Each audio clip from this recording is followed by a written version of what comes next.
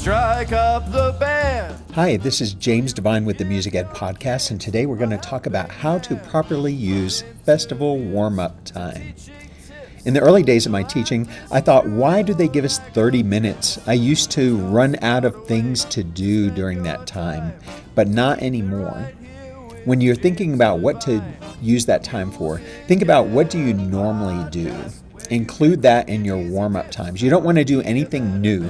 So for example, you don't want to try to learn a new scale or do something that you haven't already experimented with in warm-up time. So use things that you're already using. And in fact, these tips that I'm about to give you, you can include these as part of your regular warm-ups leading up to the date. You definitely want to do something with breathing, just 4 in, 4 out, 8 in, 8 out, or one huge breath and hold it, just to remind them about what they're doing with their breathing.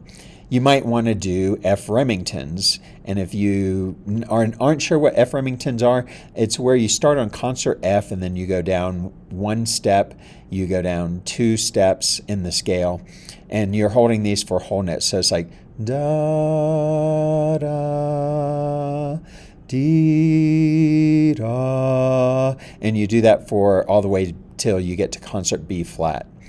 You might do a scale in a nice range. So I love the B flat scale only because all the students are familiar with it by the time they finished their first year with me. But you might use the scale of the key that your piece is in, especially if it's a scale you're familiar with. Once again, don't do something new during that time. I like to do some kind of tonguing exercise. I might have them do 16th notes, ta ta ta ta ta, ta ta ta ta ta, ta ta ta ta ta, and I'll use that with the concert B flat scale as well.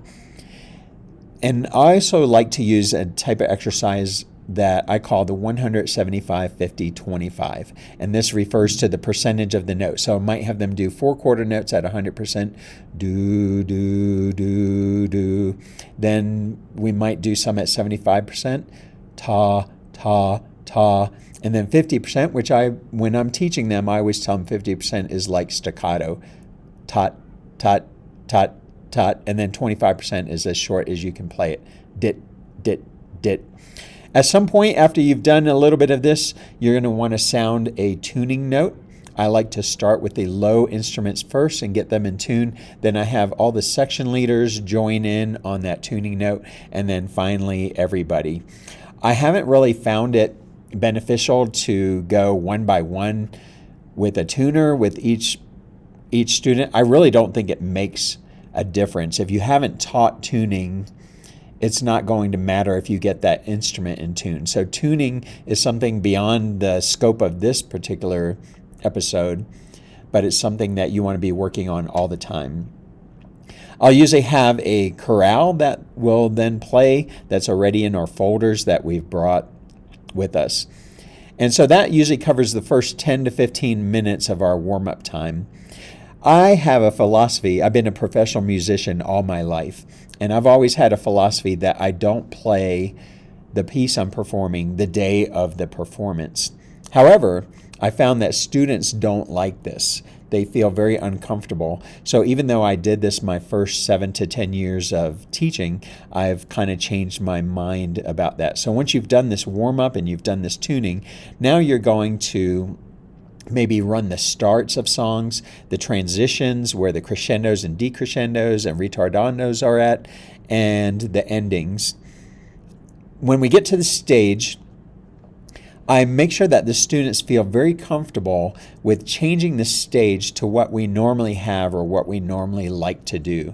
I used to be worried about this and wondered if the judges were making poor judgments about us, but now I just don't worry about it anymore, because if something's too strange, so for example, if a student who's usually at 4 o'clock to you is now all of a sudden at, if a student who's normally at 2 o'clock is now at 4 o'clock to you and kind of behind you, they're not going to feel very comfortable. So I get the stage converted to what we are used to. Some people suggest not playing anything on the stage, But if I have a group, especially that's not used to being in an unusual stage, I like to play a scale or a chorale. I don't do any tuning on the stage.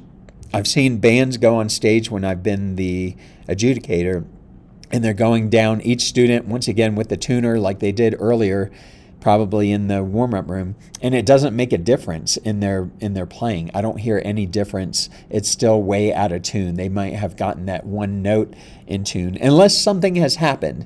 So a couple of things that could possibly happen with that is if you have to exit the warm-up room and go outside, and it's 18 degrees outside, you might pull out a tuner and redo that. Or if the tuba player dropped their instrument on the way in and all the slides got pushed in somehow, then you might double check the tuning on stage.